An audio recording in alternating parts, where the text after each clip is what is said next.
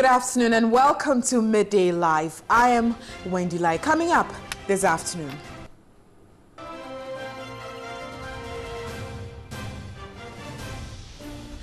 Former President John Mahama wades into the Sibuating of calls on President Akufo-Addo to dismiss him.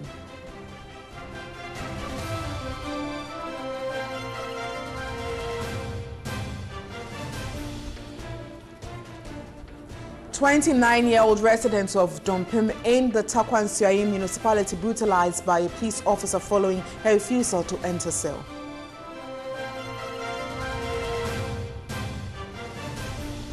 Hundreds of farmlands destroyed by Best Dam belonging to beverage company Blue Skies. Farmers demand compensation.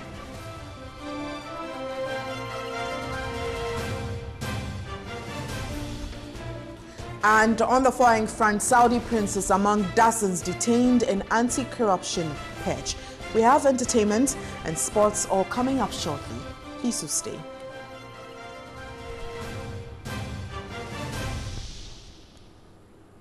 We start with one of our headline stories. Former President John Mahama has asked President Akufo-Addo to immediately dismiss embattled Ghana's High Commissioner to South Africa, George Sibuating. The diplomat has come under fire for his comment that his priority as High Commissioner is to the NPP first. He has issued an apology after defending his comments, but John Dramani Mahama at a Unity Walk in Cape Coast says the apology is an apology on its own. President Akufo-Addo, His Excellency, said, "We shall open the opportunities of this country to all Ghanaians, irrespective of your party or your ethnic affiliation." Do you remember he said that? So we did the revolution and he came to power.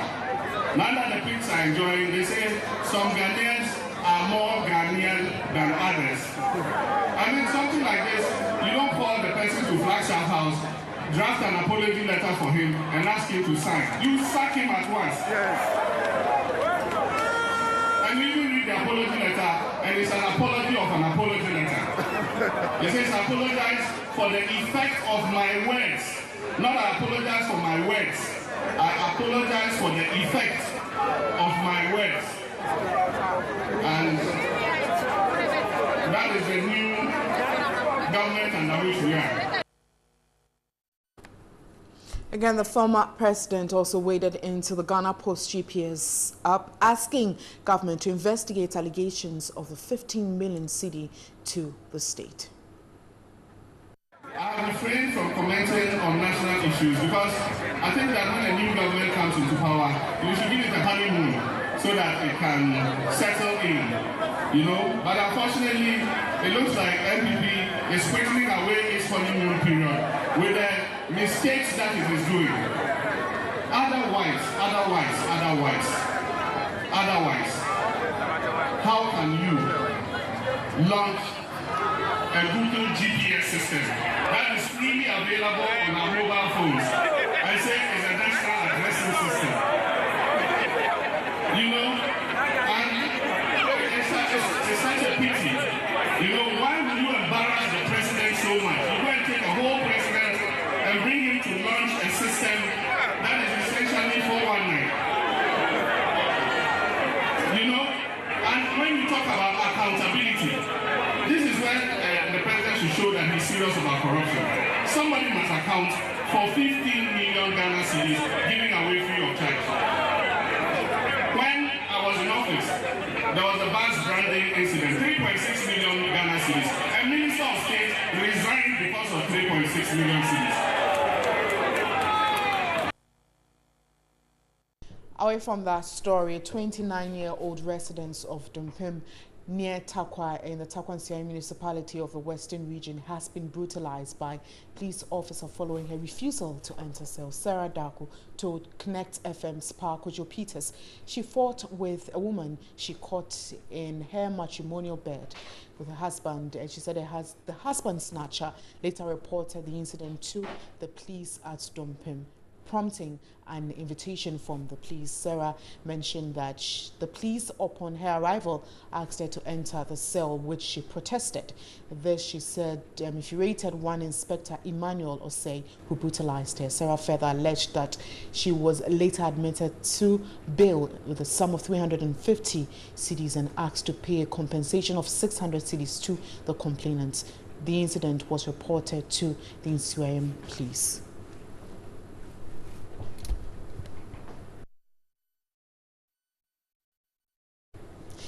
This afternoon, we have been joined in the studio by a feminist activist and a human rights lawyer, Mary Ohinwa Afo, to delve more into this very issue. Good afternoon, Mary, and thanks for your time. Thank you. Now, first of all, you've seen the visuals, you've heard about the story. What do you make of this? I can say there are so many issues in this case, but let's look at the police brutality. Or better still, arrest procedures. When one is invited to the police station, what are the procedures?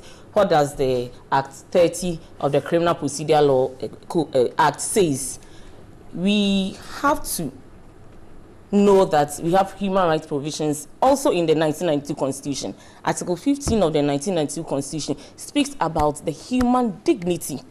Someone is invited to come to the police station. She refuses to be put in the cell. Maybe there were issues. A complaint is made. What is supposed to be the first job of the police officer?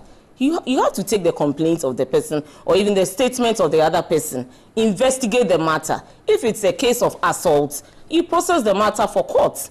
But you don't take a cane or whatever it is and whip the accused person. So we have issues of breaches of the human rights provisions in the 1992 Constitution. A police officer who is to protect citizens and even arrest offenders or whatever it is, you don't have the mandate to punish an accused person that way. It is the work of the court that is supposed to punish. Now, this woman has a lot of legal remedies under the law. She can go to court. She can file for damages. We have special damages, we have exemplary damages, we have general damages. And I've always said that in issues of damages, the injury sustained must be commensurate with the amount of damages seeking.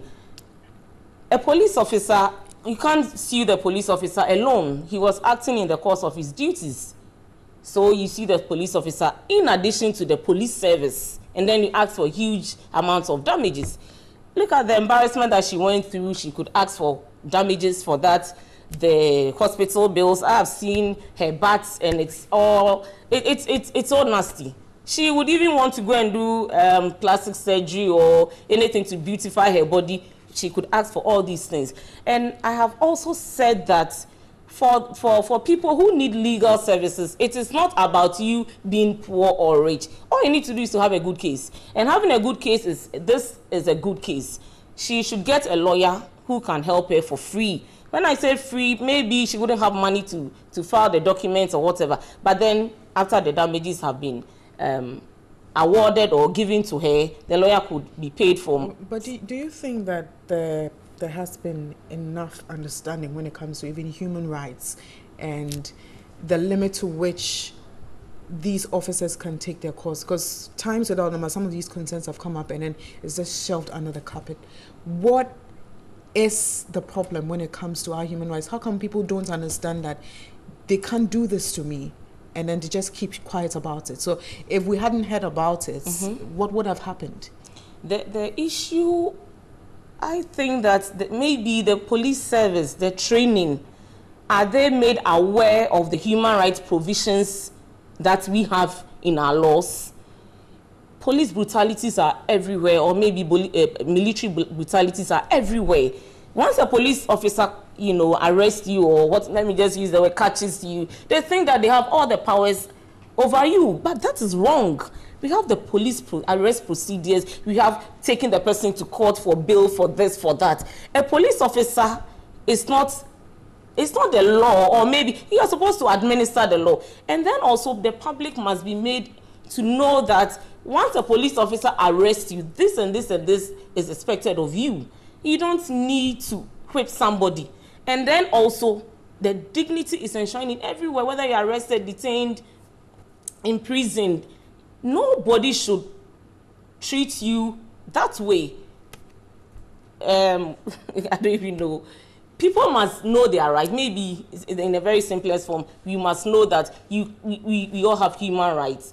Everyone has its own human right. You must respect my human right. Even you are the police officer, you are the president, you are whatever you are, you should know that the human right provisions are in the Constitution. And I've said that from class 1, law should be made a separate course for everyone to know that if you do this, this is what is a penalty. If you do this, this is what is entitled of you. So that you can't just say that you're a police officer. And I'm expecting that we take this matter up. I'm expecting that the police officer is relieved of his duties.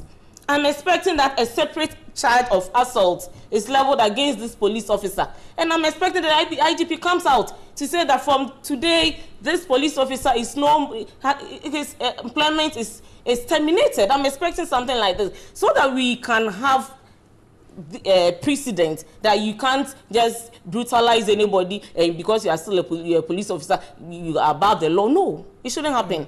Well, thank you so much for your time. Now, I have been speaking with Mary Ohinwa Afo. She's a feminist, activist, human rights lawyer as well. You're still watching Media Live, and the Christ Apostolic Church International has faulted the police for the unending political hooliganism in the country. Apostle Dr. Stephen Kwame Nto Amweni told TV3 it is an indictment for the police to sit aloof once the president has given an order for the arrest of those involved in lawlessness. Activities of political activism in Ghana has moved from being mere vigilantism to hooliganism. Hardly would a day pass, at least within the present regime, without news about one lawless political activist action against a citizen of Ghana or the other. The latest being the storming of a district chief executive election at the Adan East District, Friday, November 3.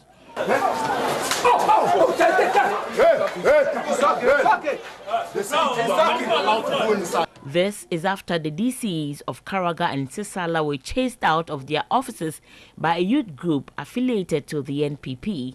Chairman of the Christ Apostolic Church, Apostle Dr. Stephen Kwame Nto Amweni, commended the president for giving order for the arrest of all those involved in the lawlessness, but thinks the police is not doing enough. Those who involve themselves in this violence should be arrested, and it is the duty of the police to enforce this law, and they should go and do it according to the law of this country. Speaking at the sideline of the church's 100-year anniversary float in Accra, Apostle Dr. Stephen Amweni praised the boldness of President Akufo-Addo in some of his decisions so far, but called for efforts to unite the country for growth. We are very people that can help to develop our own country. Unity, we can make it. But if we are divided, we cannot make it as a country, and that is so important. The float, which began from the Black Star Square through some principal streets of Accra, was on the anniversary theme, 100 years of impacting the world through Pentecostalism. And to tell the whole world that Christ in us is the hope of glory. We want to tell the public that if you have Christ, you can do all things. Farmers at Bobohene in the Kwo East District of the Eastern Region are unable to transport their produce due to attacks by nomadic herdsmen in the last 2 weeks. Meanwhile, the Director General of Police Operations, COP Dr. George Kufu-Dampare, has cautioned the nomadic herdsmen to desist from destroying farms or face lawful removal from the community.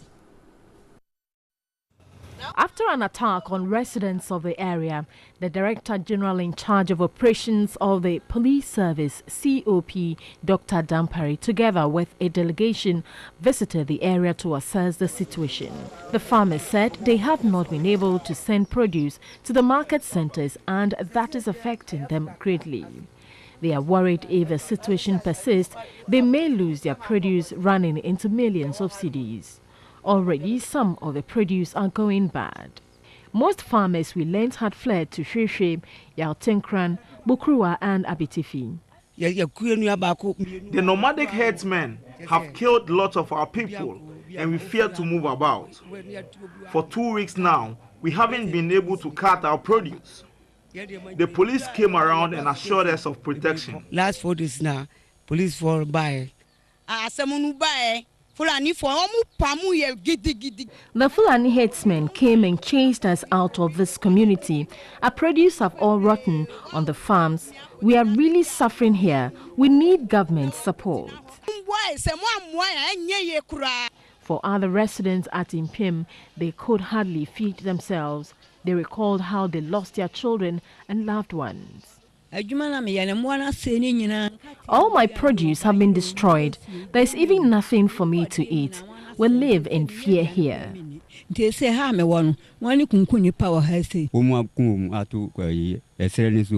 Fulani herdsmen have killed 2 of our children.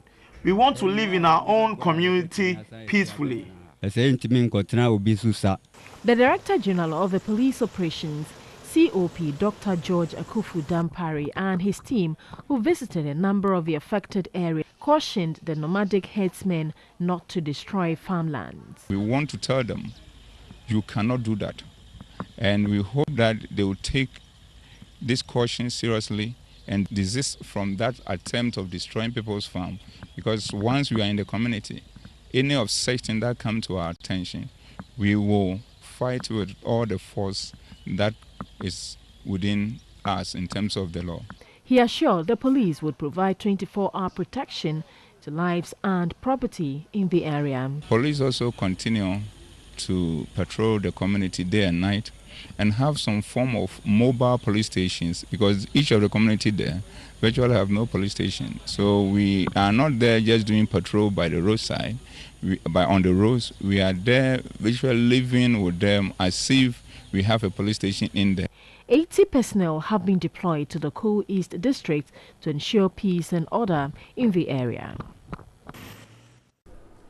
And the Jape Krom and Kwesi Krom road is in a deplorable state. Accidents are occasionally recorded on the road linking Ghana and La Côte d'Ivoire through the German South district of the Bonafo region due to its poor nature. Here's a report by Johnson Tichy. The Jape Krom Kwesi Krom road in the German South district of the Bonafo region has been in a deplorable state for a while. For over a decade, motorists traveling to La Côte d'Ivoire have had to endure the difficulty in plying the pothole-ridden road. Of more worry is this bridge on the stretch, which is fast deteriorating. The entire bridge is riddled with holes. The place where the bridge is also a pothole. So when you get there, you want to dodge the pothole. At the same time, the bridge, the erosion has eaten away all the soil. So the bridge is hanging.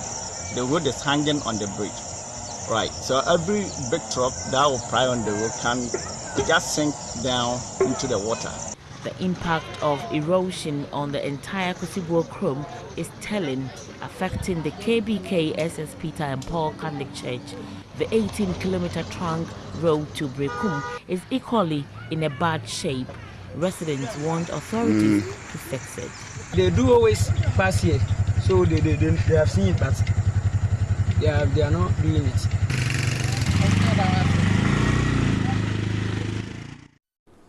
This is Midday Live. We have more shortly.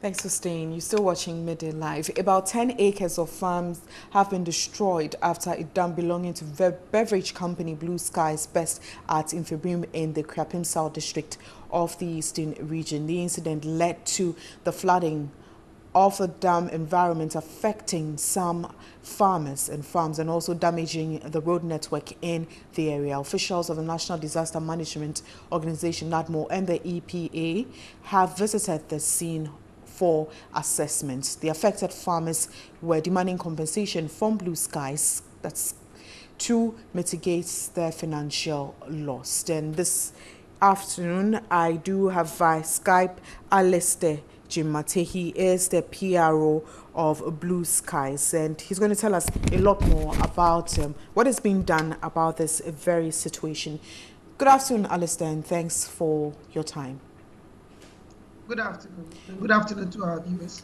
Now, what exactly resulted in the dam burst, and when did this happen? Well, we constructed the dam at the Cropping South basically to enable the farmers there to improve their production. We have a passion farm in the area. So this dam was constructed barely about a year ago. It's been functioning until last week. There was some 3 continuous heavy downpour, which resulted in the dam overflowing its banks, and then finally it burst out and seems to have flooded a couple of farms. But this is, let's put this issue into perspective. This is about the river Isachi, and it was just flowing along its banks. And there have been several media publications in with different statistics and figures. As far as we are concerned, so far only one farmer has come out to complain that his nursery was washed away by the flood waters. The water did not move along where their house is, just water flowing along its usual route. So this incident just happened last week. We basically work with the community and the assembly to know to what extent it has damaged crops and other farms within the area, so that we would look at the details and, if possible, the need for compensation. Why not? But as you speak now, there have been several figures being bundled around. We know of only one farmer who has complained to us that his nursery is gone. The dam was set up there basically to help the farmers to irrigate their farms within the area, and also to ensure a continuous production of passion from our passion farm.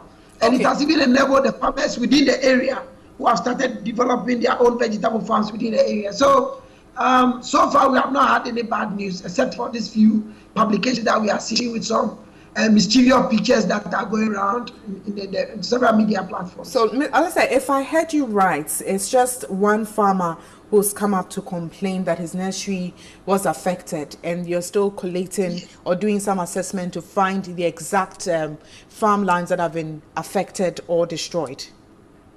Exactly, because the incident just happened last week, and we know the flood waters is still receding downwards, and we expect that if there will be any other challenge. We are meeting the community actually tomorrow.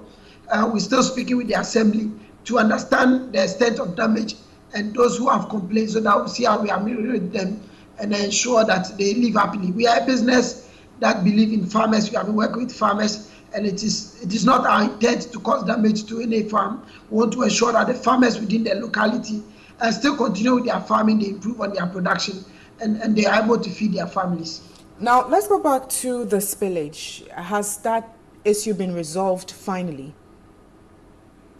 Yes, I think within 24 hours, the issue of the spillage has been resolved. Things have come to normal now. The water is flowing along its normal bank, and we are hoping that there's one bridge that was affected, which we have spoken to the person. We are trying to see how we help them resolve. We also need a dam. The farmers within the area need a dam. So we are working on ensuring that this spillage settles. We fix the dam, and whatever damage it caused to any other farm, we'll look at it and we'll compensate them when necessary. All right. Well, thank you so much for your time. Alistair Jimate is a PRO for Blue Skies, and we'll bring you some more updates on this very story. Let's move on to other stories. And 16 remand prisoners Friday gained their freedom when 3 judges sitting in 3 small cubicles at the Kumasi Central Prison tried their cases within 2 days and set them free. Now, the prisoners received justice under the Justice for All program. Here's a report by Benjamin Edu.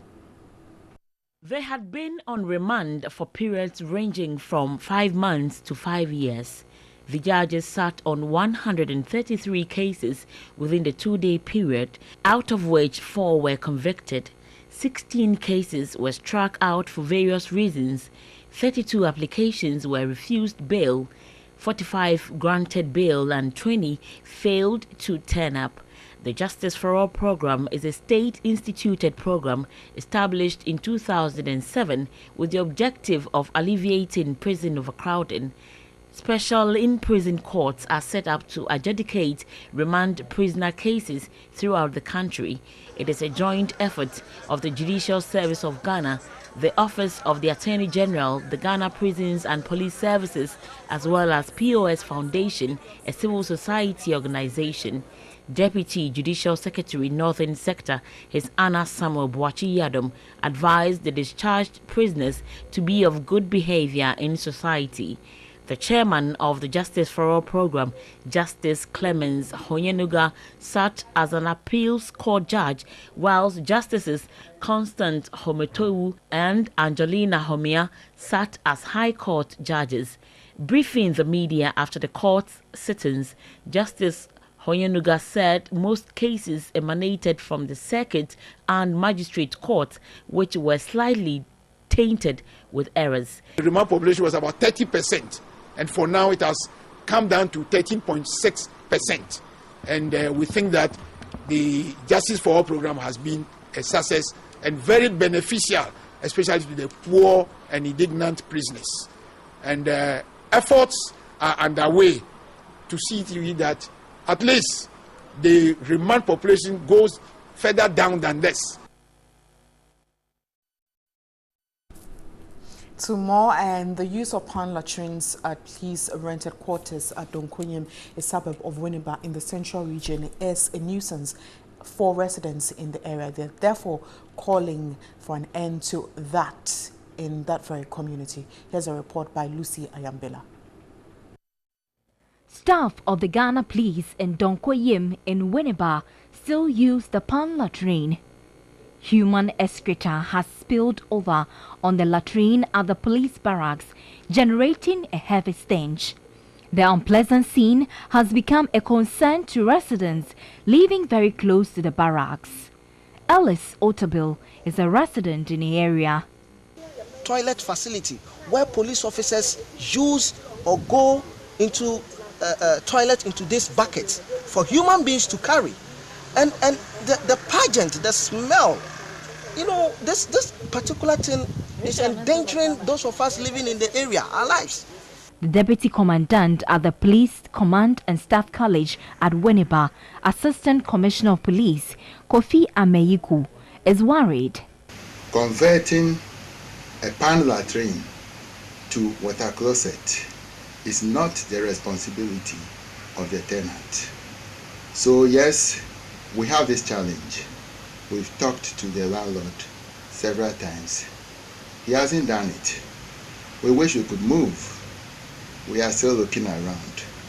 He added the police administration is working at turning all pan latrines in the police barracks into water closets. What we can do is to move, and it's not easy to get accommodation for that number of people. So for some time now we've been making the efforts. We are not successful yet.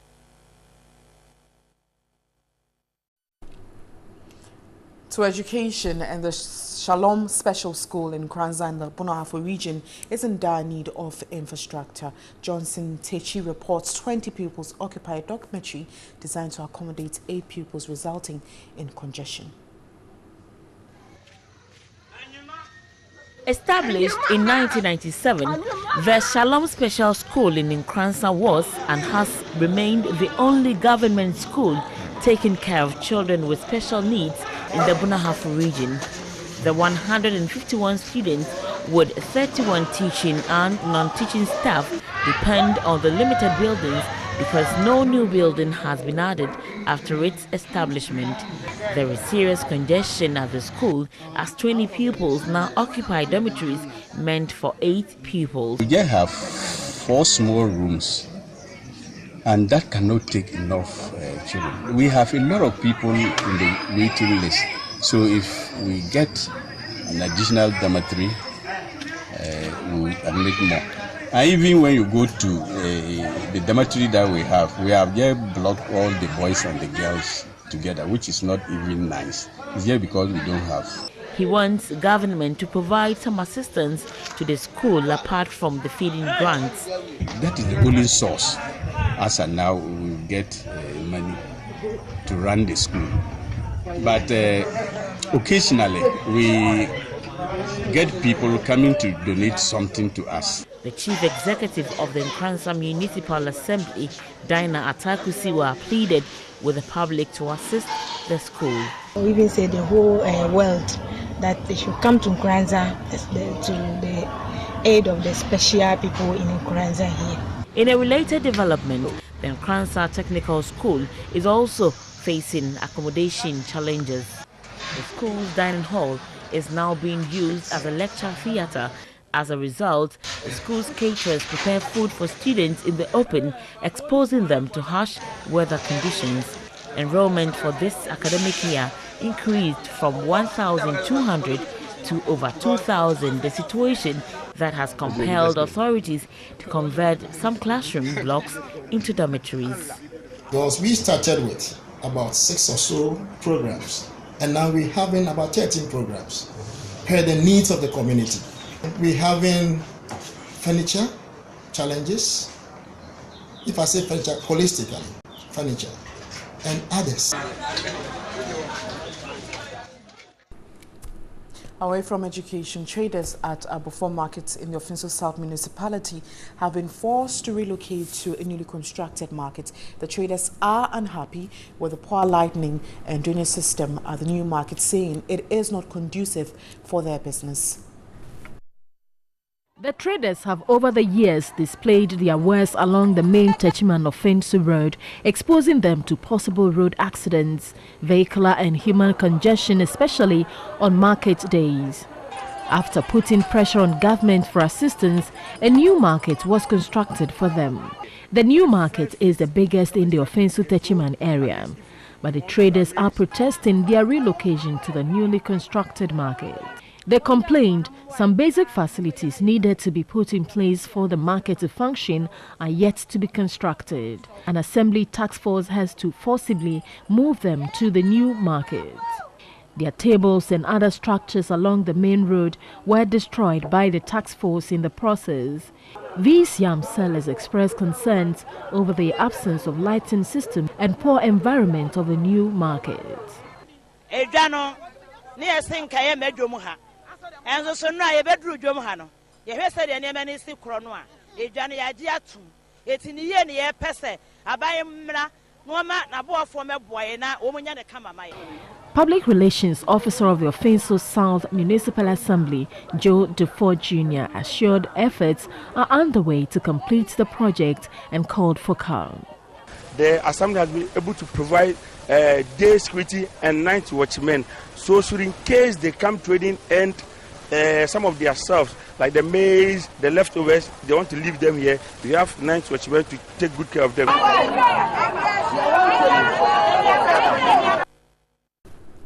The Minister for Lands and Natural Resources, John Peter Amewu, says Ghana needs to move away from dependency on royalties into management of resources in order to gain maximum benefits for national development. John Peter Amewu made the observation at the sideline of a workshop on value addition in Ghana's mineral sector here in Accra. Ghana is undoubtedly blessed with varying natural resources, yet benefits from these resources are not felt. Produce are still exported in their raw forms instead of processing them to generate more income. Land and Natural Resources Minister John Peter Amewu thinks this must stop. Rent seeking is not the way to go. Revenue in terms of taxation, royalties, participations, that is not the way. The way to go is the linkages, the downside benefit, the downstream. That is where the money is. I mean, how much tax do we get from the companies if you increase your tax base, for instance? It's absolute. It doesn't generate anything. The mining companies also put in some investment. And if you become a country that is so much aggressive in rent seeking, what it does is that because you need to take some money and put it into exploration, you scare them. Chief Executive Officer of the Ghana Chamber of Mines, Suleiman Akoni, traced the economic value chain between coconut husk and mineral resources and called for a paradigm shift. The mining industry is activated carbon, and actually the basic raw material is the shell of coconuts, and we have it in abundance in this country because of its significance for the mining industry and indeed for other industries as well. I think it will be important that government takes a policy decision regarding its exports from this country. Other contributions from the academia, the business sector, civil society and foreign experts all pointed to the need to rethink the raw export regime in order to harness the full benefits of resources for growth. Farmers in the Goma East District of the Central Region are battling with the invasion of armyworm and spider mites, which continue to destroy large farms of food crops. They want government to activate the free mass spraying exercise to save their farms and property. Here's a report by Lucy Ayambila. Farmers in Goma East District continue to count their losses due to the invasion of armyworms on their farms. At Gomwa Abasa, a 40-acre maize farm was badly attacked by armyworms. Another challenge Josiah Isiama noted is that farmers are not getting good prices for their produce after harvesting. When we produce, we are forced to sell to the market women on their own terms. Previously, the government proposed a certain price for 50 kg. When we compare to what the women were paying us for the same quantity, the government price was. A green pepper farmer is also suffering the same fate as they lose their crops to spider mites, especially at the fruit-bearing stage. I have tried a couple of times using a few chemicals. You try 1, 2, 3 times, they go. A week or two later, they come back again. So now I don't know, we are at the mercy of God now. According to them, sometimes getting access to the agrochemicals sometimes becomes frustrating financially. They want government to support farmers and begin the mass spraying as soon as possible to save their property. Next, we have sports with Naku Joffrey. Do stay.